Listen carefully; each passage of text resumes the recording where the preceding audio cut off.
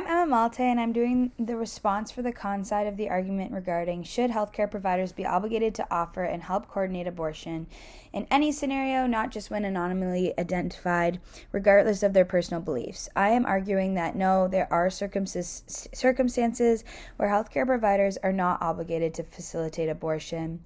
A lot of the arguments that have been given on the pro side of the argument thus far have been talking in the viewpoint of the worst case scenario. A lot of what ifs. For example, Adam discussed how in a lot of areas in the United States where people are forced to give birth to children who have a genetic anomaly that may result in stillbirth, miscarriage, or death shortly after birth, or may be the result of rape or incest. However, what we are arguing here is not the accessibility of abortion for patients. It is the obligation of physicians to offer and help coordinate abortion against their morality. If a physician is not obligated to do so, it doesn't mean that physicians who are willing cannot continue to care and coordinate abortion for the patient. Therefore, because a physician passes on treatment in an instance, it is not cause and effect which necessarily leads to stillbirth, miscarriage, or death shortly after birth.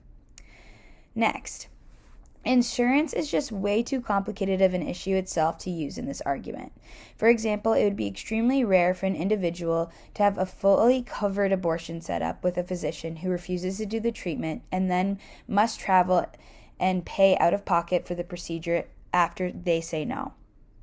In an article titled 3 Things to Know About Health Insurance Coverage for Abortion, written recently in Health News from NPR, health plans or employers are not required to offer coverage for elective abortions. Coverage is more likely in plans offered by self-insured employees because they are usually exempt from state laws. Most Americans work for smaller employers, which tend to buy plans directly from health insurers, which then pay the medical bills, and this is subject to state laws. Therefore, the bigger issue isn't the socioeconomic status of insurance statuses of the individual, more that the abortion is illegal in most states to a certain degree. I think if this was a bigger worry, we would make things like contraception free to avoid these disparities and make pregnancies amongst those who have a lower socioeconomic status less prevalent. This reinforces the main argument given by Alyssa's introduction.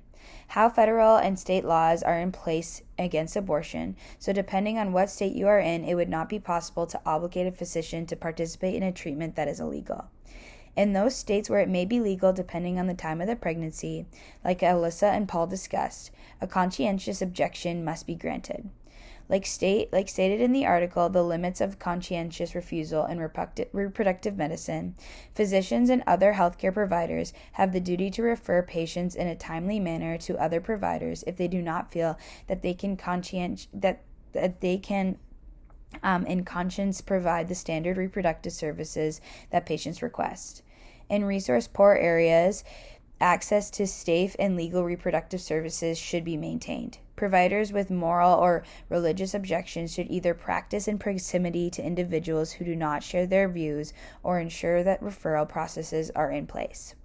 Therefore, I understand the arguments by my counterparts regarding the issue of if there isn't anyone else to take the patient, then I believe an obligation must proceed.